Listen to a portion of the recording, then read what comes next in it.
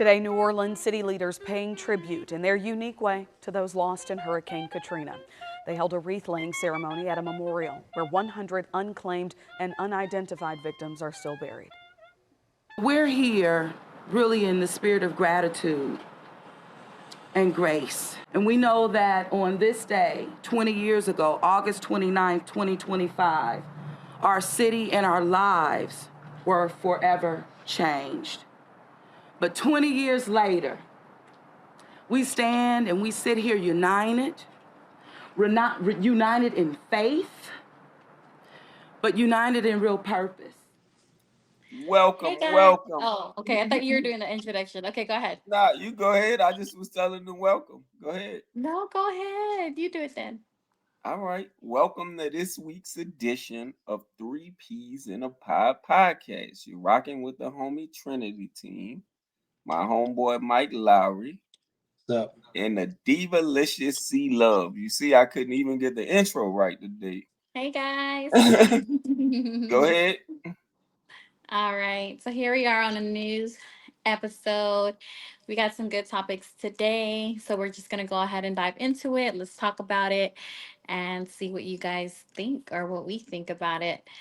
First and foremost, I wanted to address the Trevino brothers who got not guilty on their verdict. If you guys haven't heard about them, they are the two brothers that killed their stepfather because he was essaying their little sister. And so she basically had let them know like everything she was going through, everything he was doing to her when there were like left behind closed doors and things like that. So what the brothers did um, was they went and they basically, I think they told him to come home or they met him somewhere. I'm not sure if it was, I think it was at home.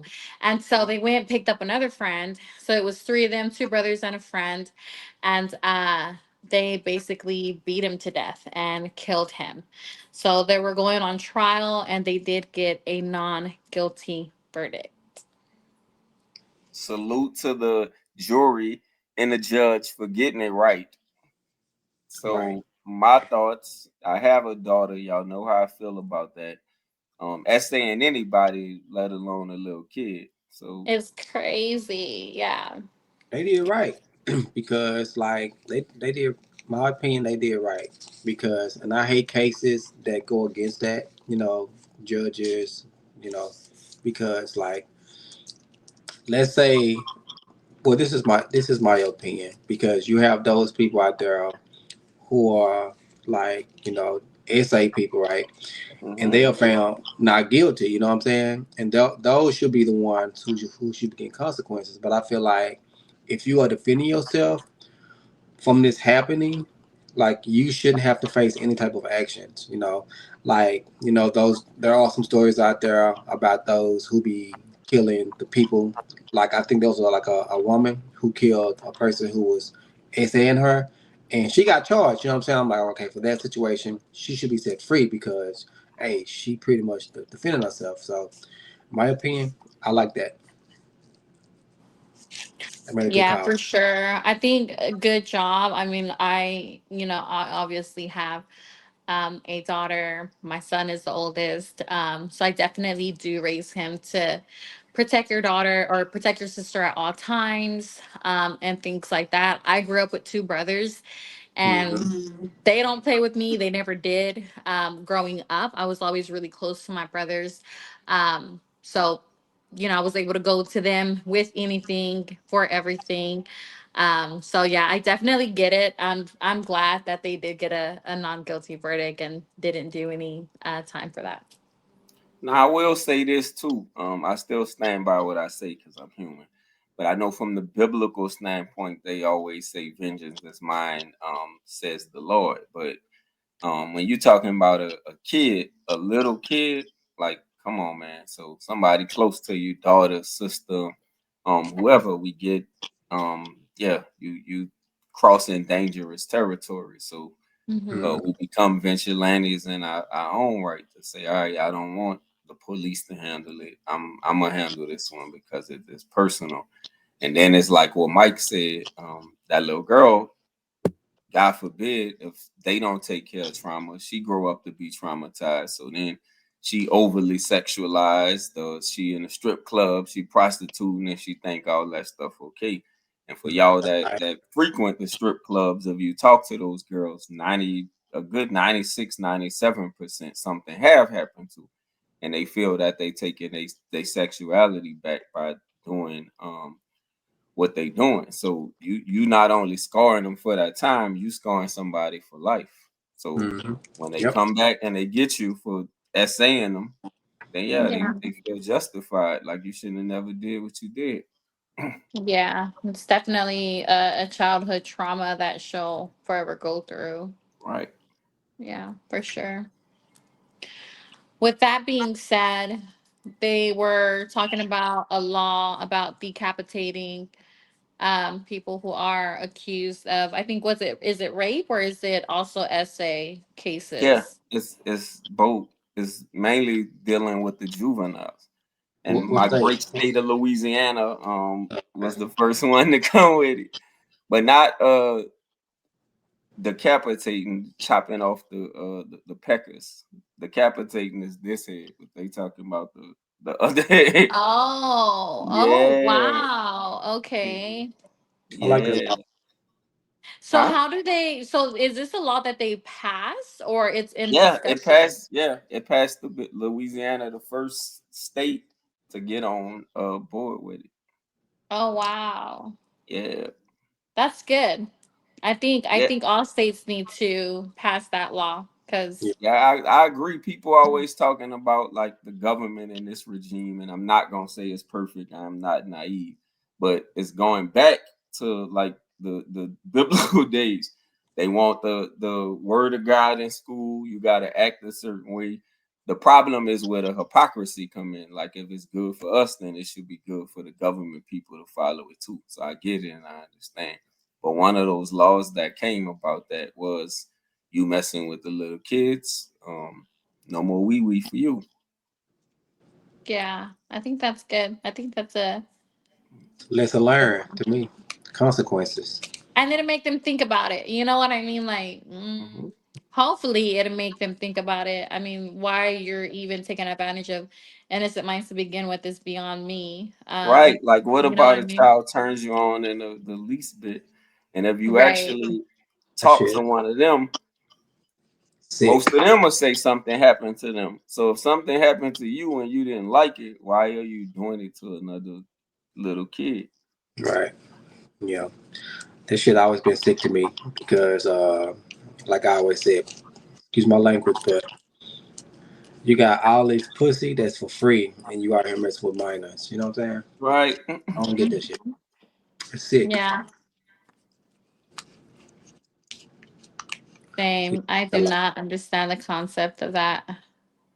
But yeah, I'm glad that's a law. I hope other states, if not all, um, pass it as well. You know, maybe it'll stop a lot of the rape cases that are going on, but not only for like young kids, for everyone in Right. general.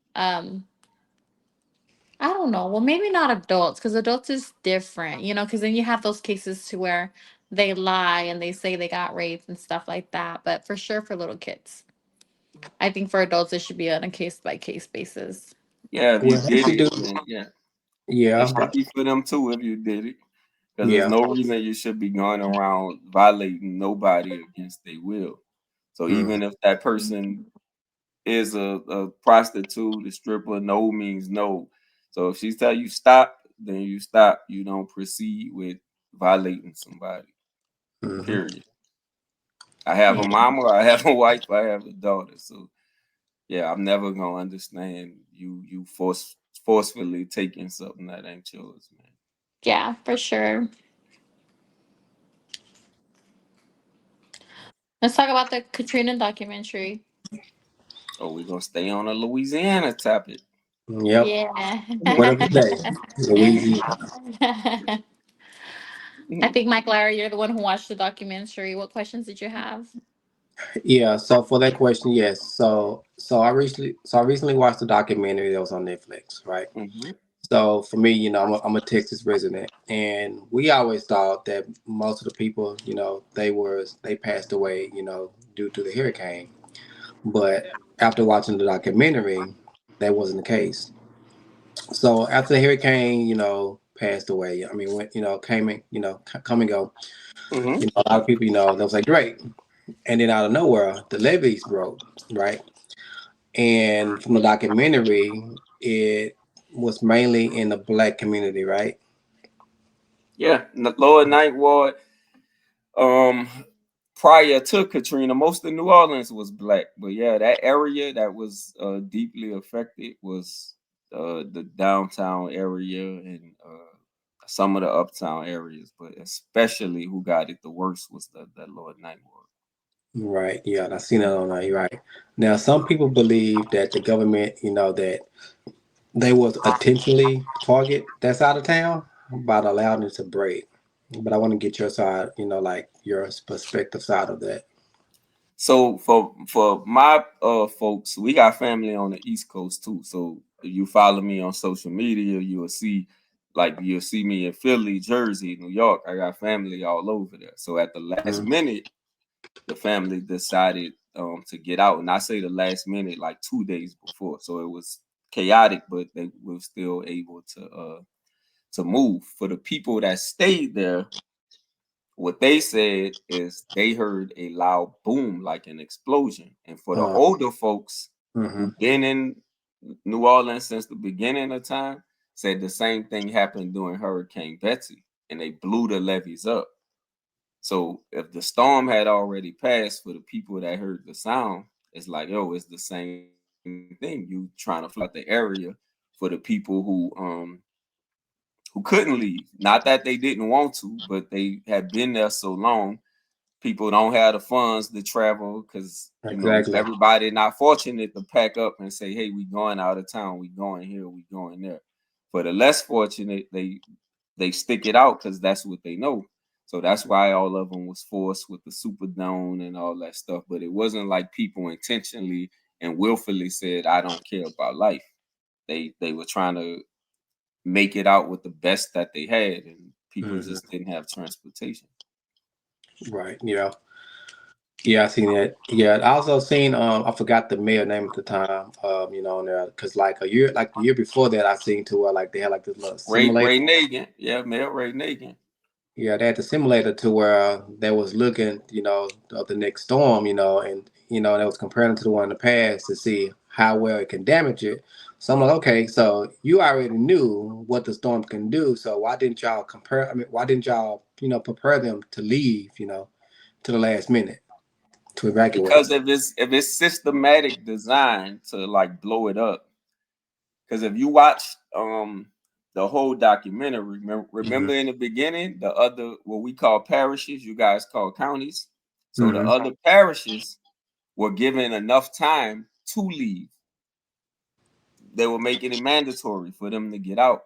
By the time you made it mandatory for the people in New Orleans to get out, even the ones that could get out, it still took them like a day with literally a 7 to 8 hour drive, took them Hmm. 26 and 27 hours to get to Houston, to Right. get to All the traffic. Dallas, to get to Hmm. Atlanta. Some was running out of gas. So you still set them up for failure by telling them at the last minute. So Hmm. what I'm gonna say is, and it's just my opinion, it's not fact. So it's not the slander Ray Nagin in no form or fashion, but I think he was in on it. The way the political realm worked was, hey, we gonna do ABC, and you either gonna be a part of it or you not. Because I know you guys don't know, but he later went to jail, not for this, but he went to jail for misappropriation of funds and like something else. He ended up doing federal time, and you do I federal was gonna time like say that for financial reasons. right. And the current mayor right now, Latoya Cantrell, she's under indictment now too for the same thing, sleeping with her security guard and taking trips out of town. And she's still in office, but she just recently got indicted. And the only person to get indicted before her was him. So if you indict a mayor after Katrina, you talking about so you got dirt on somebody, and you got to pay for the stuff that you did. And I think he recently turned to a pastor too, because I saw something on IG with the 20th anniversary and he was talking about it. And this, I believe, as a spiritual man myself, he broke down and cried. That wasn't fake. So that's I don't want to say a guilty conscience. That's a man, Guilt. you know what I mean. That's like full sorrow or pain, all them lives on your hand. This man broke Mhm. down crying. Say that's like his deepest regret. Now I don't think whatever they told him, the powers that be didn't think of all those lives. They probably said we're gonna evacuate the people, we're gonna drown it,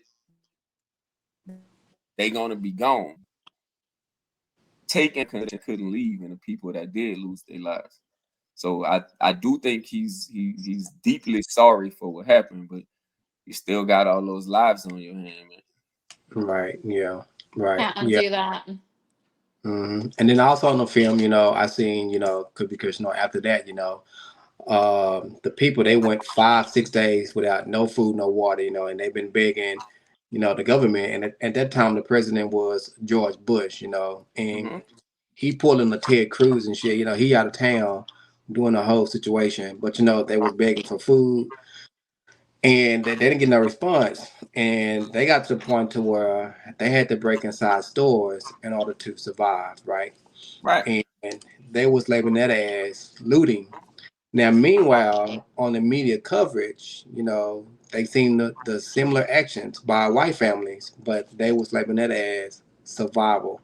Do you think that was double standards? Of course, it was double standard. So you always hear me talk about the media has an agenda. Back then, I just wasn't articulate enough to explain, and I was a hothead, so it would have came out in cuss words.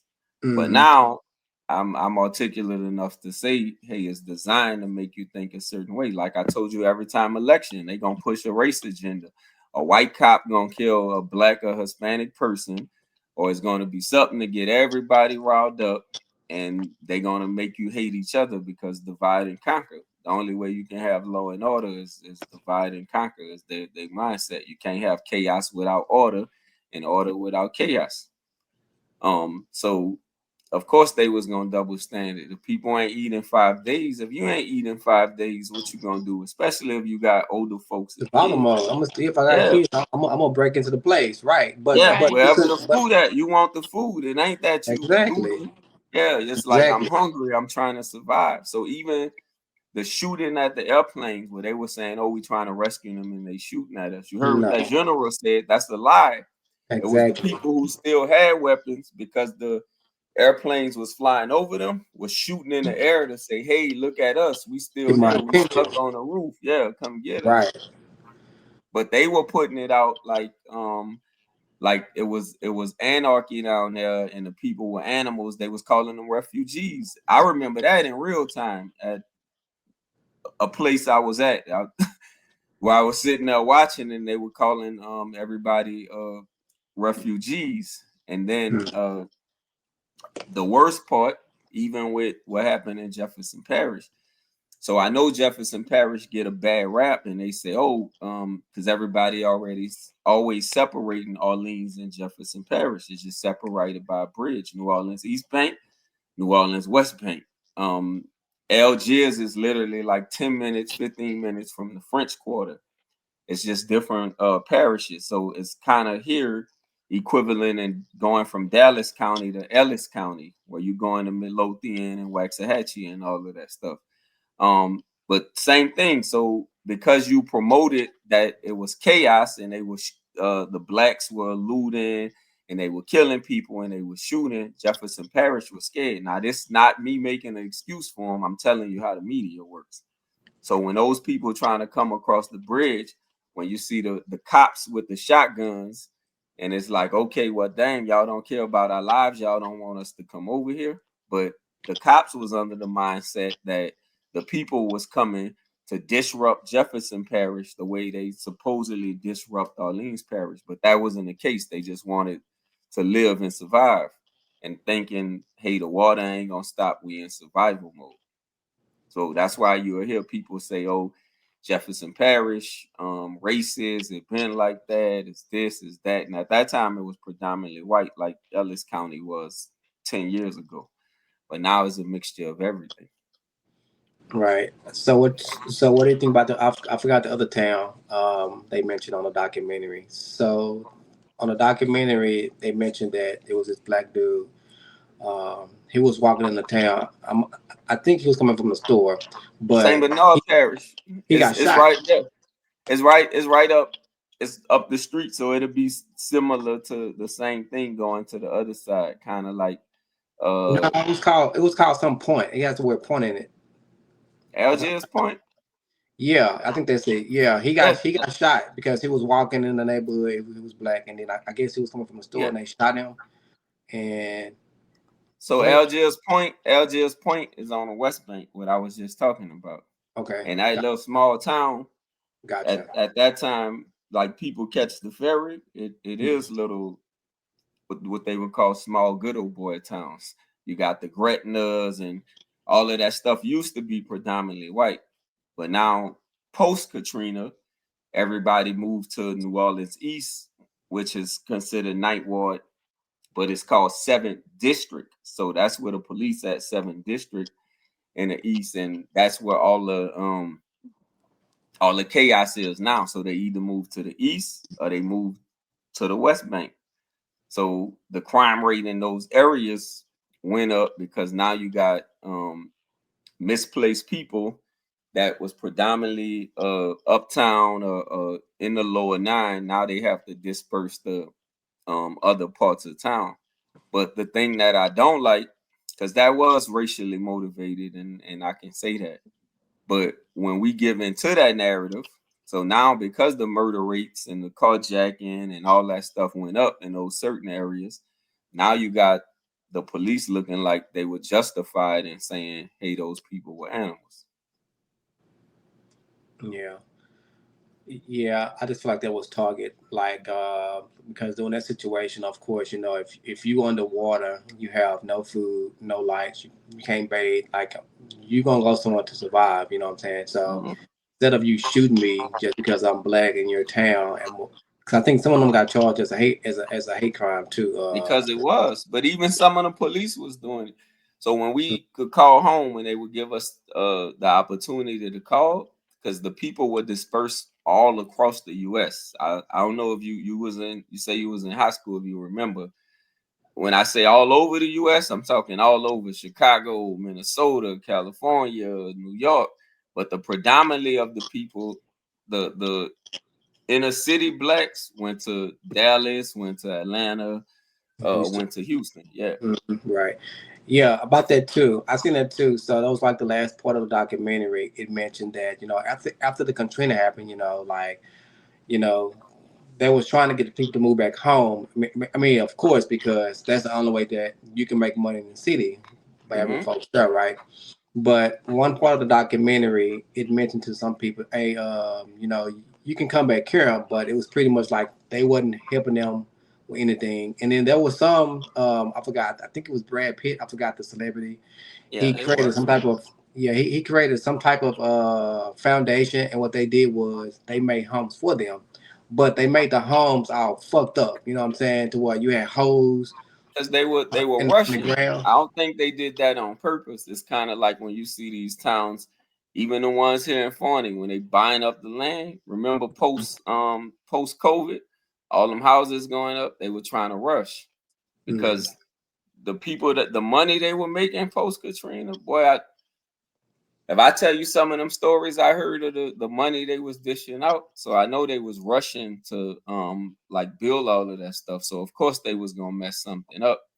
But even coming, they wanted to make it gentrified. So they made it hard when they would say come back here. Now the mm, project ain't the project because you done tore the mm. project down, you done made it look different. But now if Exactly. you have a felon, you can't come in here. If you over 18, this grandma house, you can't come in here. You make over a certain amount of money, then y'all can't come in here. So it's like forced to push you to the outskirts of town, and then the rest of it was like gentrified, and then the prices went up, and then Hmm. some of the pay ain't went up. If you was in construction, you was in some type of hospitality management, or you was a stripper. That's who was making the money. When they first opened the city, I never forget, I called home and I say, "What y'all doing?" And then homie was like, even the mayor at that time got back on TV and say, "Oh, the workers need food and they need entertainment." So Bourbon Street was the first thing that opened back up, and you had strippers coming from Tennessee, all over the world, to dance on Bourbon Street because of the money that was being pushed into the city for the people that was rebuilding and all the workers. Mm. Yeah, I got you. Yeah, when I seen that, I thought of Dallas because right now most people don't know, but they're doing the same thing with South Dallas. Like Hmm. as you see now, what their goal is they're trying to make that area gentrified, and they're trying to move all the black folks to Forney, far out because South Dallas is more close to downtown. So Right. when I seen that on the documentary, I thought of my town because they doing the exact same thing. But people, they're not. It's not clicking to them. So I'm like, okay, I see what they doing. They trying to make this town move the black folks out and make this shit gentrified, and then raise the prices up because they can't afford to come back. You know what I'm saying? Right. So that's why a lot of them are still like out here in Dallas or in Houston because there was nothing at home for them to come back home. Yeah, I got you. That's how I And then feel. the taxes in those areas not gonna rise. So if you're on the outskirts of town, taxes go up every year. People can't afford that anyway. But if you in what I deem hood, they taxes not gonna rise that high because of the property value. Right. Yeah. So then you move in your Walmarts that they put by the St. Thomas. You put in these luxury condos and all of this stuff, or even on Valence and Magnolia with all the new stuff they putting up. It's like, all right, so from Katrina, some of that stuff in the lower ninth ward still looks like that. So if you ever go to New Orleans and you're gonna be like, man, this can't be real. And we talking 20 years ago. Mm-hmm. But some of that stuff still looked like that. But pre-Katrina, if you were African American and you made at that time, let's say over 40,000, and you was considered middle class, or you had money and well-to-do, they moved to New Orleans East. I remember Baby and them had a house in Eastover. When I say Baby, Stunner, I'm talking about. Right. They had a house in Eastover. So if you were African American and you had money, everybody wanted to go to the East. That was the place to be. Nice houses, the malls, the pretty girls, like everything was deemed out there. You go back there now, boy, you a swear to God, you in Chicago or Iraq or somewhere. And don't say when you cross the back of Reed and Crowder and oh man, oh that's like a whole stroll down, man. You like, man, what like none of this stuff look the same night Right. and day from years ago versus where it was well off to do to get money. Now Mm. it's junkies and jack boys over there. Right. Right. So I got one more question before we end the podcast. So Mhm. we both know that you love Kanye West because you always bring him up every time, right? So how do you feel about his comment? He stated, on the news outlet, during the Katrina, when he stated that George Bush George don't Bush like don't people. care about black people. Yeah. That's the Kanye that I learned to love, that outspoken Kanye back then. Because homie always was, his mom, his Mm-hmm. background, all the stuff that he come from. So he said that because of the Republican regime back then with Bush, and like you said, Bush was on vacation, pulling a Ted Cruz, and all of that stuff that was going on, and he never mentioned. And even when he did mention it, it wasn't a condolences. It Mm-hmm. was like, oh, we like maybe a 2 minute speech or something, and then on to the next thing, like he didn't even care. And then when he even flew there, they say the Air Force One never touched the ground, like It he didn't didn't. want to Yeah. be associated. Yeah. But I think he was getting, and it's not making excuses for him either, but I think he was getting the same reports that other people was getting. It's crazy down there, and he probably thought he was gonna get assassinated, but you still the president. This the stuff you sign up for. Yeah. So It when doesn't it's matter. You can still yeah, send help. You ain't got to come, but you can send help out there. That's your yeah, job. but you Hey, let should me come do this. because that's the responsibility you took on as a president. Right. You got the good and the bad times, man. You can't just come around when it's good times. When it's bad, that's the true character of a leader. How you gonna get your people together? How you gonna give them hope? How you gonna rally around the chaos, man? Because if somebody feel they ain't got nothing to live for, that's why I said eventually they did fall into the I ain't got nothing to live for. We about to act wild, but that's because you didn't give them nothing. Mm-hmm. Got they beg several times. Yep, I agree. Yeah, Yep. Mhm. and people lost family. You saw the old man talking about his mama and his grandbaby that he had to Mm-hmm. watch, bro. Yeah, that was heartbreaking on that one. And they ain't even give you the raw. When I talked to some of the homies that was there in the Superdome, bro, they ain't even give you the uncut of the stuff that was going on in the dome and the smell of the dome and people thinking it's the end of I the already know. world, jumping off of high, like killing themselves literally. And then the guns and the stabbing, like yeah, they ain't even talk about all the wild stuff that was happening inside the Superdome. Mm. Yeah, that's why I'm like, yeah, I ain't gonna say my next comment because they gonna say something about me. But I just feel like after watching it, I'm like, why do y'all have so much hate against the black people? Because I'm like, all we doing is asking for help. Like you see, Mm-hmm. we underwater, we have nothing, and all we want is food, water, and a place for our kids and family. And especially, you have those out there who have those elderly people and their family, they have all these conditions and they can't be out there that long or, they'll pass away too. But I feel like they didn't have no type of sympathy for that until the general came out there, and told them put the damn guns down. What are you doing? He the only one who had some sense in his head. That's what I Right. feel. But yeah, those are my questions I had for the documentary. All right, I got one more thing, then I gotta go. The tennis girl, what's her name? I forgot her name. The Which girl, one? Sakia, is it yeah, Sakia? it's a kid. So she started a OnlyFans because she said she wasn't getting paid in tennis, and she was charging men to date her $1,000 a pop, if I'm not mistaken. So do they get the money back? If they Get the don't Like money like the back? Of rebates? date, course I not. doubt it. They're paying for a date. I'm just no look. I'm just saying like let's say you pay for the date and y'all dating for 2 years. Do Hmm. they get the money back? No. That's a damn scam. That's Hell, no, that's not the point of the date is because men constantly waste our time. women do too. That's just like me saying. That's just like me going to an interview and a job don't hire me. You think I'm gonna charge them $1,000 for wasting my time No. for an interview? But that that because I also saw a thing where it says like before you go into a relationship you should like open or agree like on a bank, right? And Mm-mm. whoever, you deposit this number amount of money in this bank, and whoever cheats basically keeps it. So this is like a deposit for, for her time, right? Because honestly, men play too much, and it's like, who has time for that? We Women don't got have time to be sitting here on this day. We have 24 hours in a day. We work 8 of those hours, sleep 8 of those hours. We only have 8 hours left, right?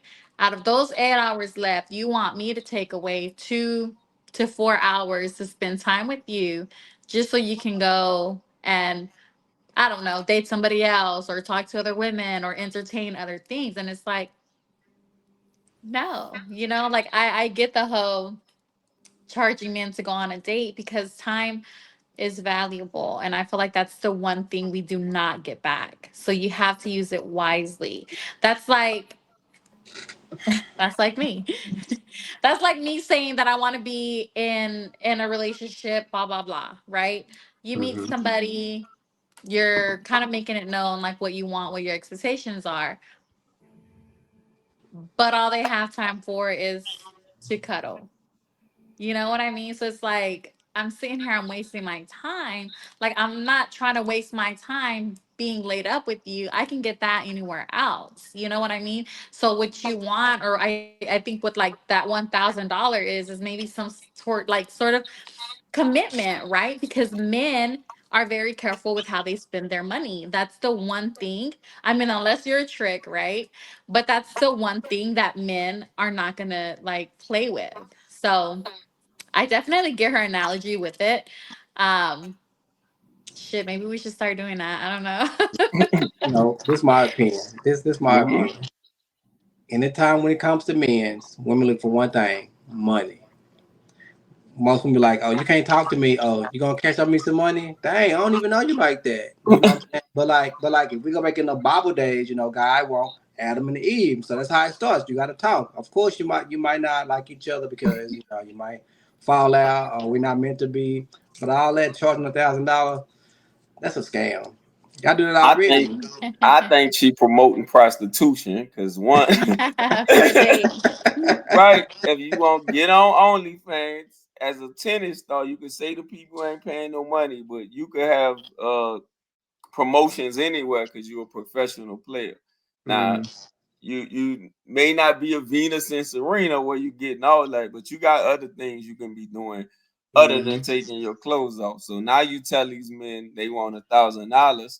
So they gonna assume if I'm going on a date with you and it's $1,000, then I'm gonna blow your back out for this $1,000. So when they yep, come at you like that, then you can't get upset because you sure basically thing. promoting Money. that you are okay with it.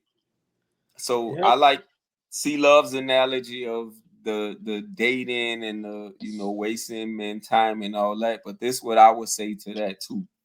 So to the women that meet men and you say, okay, I want a relationship, and the man say he wants a relationship, I personally think y'all should wait to have sex. Why do I say that? Not just from a biblical standpoint of consummating the marriage before, but if it happens before that, then he done lost interest. And if he haven't lost interest, it's more so that I don't want a girlfriend. I want a sex friend. So I'm gonna call you when I'm ready to cuddle or I'm ready to talk, whatever that may be. But I don't have to say, okay, let's go on a date now because I You've my already, mission, right? yeah, you My already got what you mission wanted. is already Yeah. accomplished. Versus if I say, hey, I want something serious. Um, and if I want something serious, once we do together, then the sex will be that much better. But to get the sex out the way, out the gate, it's like nah, it's already messed up, and it's like this the foundation. And you can say, okay, I protect myself from STDs with condoms, but what about sexually transmitted demons? You can't protect a spirit, so eventually somebody gonna catch feelings anyway, whether it's that For woman sure. or it's that man, because it's inevitable. It's like taking a glued, let's say a glued box, and then you rip it apart. When you pull it apart, some of the pieces still gonna be stuck together because of the glue. Hmm. So that's how that spiritual is when you say, okay, we had a sexual connection, and if that's not done in a proper manner, then all it's gonna do is leave negative residue. So that's what I think. But her saying $1,000, yeah, you promoting prostitution, hun. So don't get mad if they come at you like that. For that much money, I want some good in return. Cause man, Men always want to, men always yeah, thinking look, about something. y'all want some money. I mean, that's to me, like you said, that to me that seemed like some But I services. think it's Yeah. only because men play too much. I'm But only women because do I'm women going do through too it and I'm though. experiencing for myself. Men play too much. And it's just like you just cannot take people serious. You Women do just too. cannot even like despite the conversations that you have, despite the time that you're spending with each other, despite the vibe that you guys have together, I feel like men can switch up so quick, and just turn off that switch like, yeah, I'm attracted to you, and it could possibly be because you've already incorporated sex, you've already mixed up certain feelings, but it's just like I think sex definitely changes a lot of things when you're getting to know somebody, and And when you want something serious, I Right. 100% think you're right. Yeah, It should be weighted upon. I agree. But here's my question. So you saying that women's are y'all are perfect? No, I'm not saying that we're perfect. We definitely have our flaws. Yeah. So, I mean, what do Because you you But mean said by that that? because you saying men I'm waste gonna end time on like this y'all note. just perfect or some shit like like But y'all don't even have. I'm gonna end it on this note, and I Mhm. want you to correct me if I'm wrong.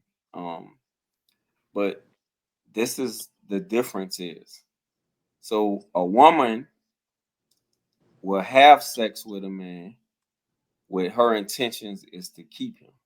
Yes. So she would do things that she probably would normally do because she says, I'm going to be the one to change him. This is going to make him stay. But you can't raise no grown man. You can't change no grown man. I don't think that's it. I think women get intimate with a man because obviously they have certain emotions for that man depending on the vibe, the environment you're in. I mean, don't get me wrong, some women do sleep around and fuck men just to fuck them. But Mm. like a woman who really wants like something that's serious, she's not going to just open herself up like that and then just be like, "Oh, okay, this is how I want it to be," or let this just only be a sexual thing. I think if a woman is spending the time and talking to you, spending the time and getting to know you, you're gonna know if she just wants to fuck or if she wants something serious because she's gonna tell you. Like we're upfront with things like that. So it's just like I think women or older women, they open their self up because I mean it's intimacy, right? You're not fucking just to fuck. You're fucking to hopefully blossom into something that could possibly be something more serious. But like I said, men don't think that way. All right. Well, until next week, y'all, that give y'all something to think about, man. As always, thank y'all for being with us. Signing off, man. Trinity team. See, love, do this. Bye, I guys. do. Bye. To everything there is a season, a time to every purpose under the heaven, a time to be born, a time to die, a time to plant, a time to pluck up that which is planted, a time to kill, a time to heal, a time to break down, and a time to build up, a time to weep, a time to laugh, a time to mourn, and a time to dance, a time to cast away stones, and a time to gather stones, a time to embrace, and a time to refrain from embracing, a time to get, and a time to lose, a time to keep, and a time to cast away, a time to rend, and a time to sow, a time to keep silence, and a time to speak, a time of love, and a time of hate, a time of war, and a time of peace. Them boys at war. Them boys at war. Them boys at war.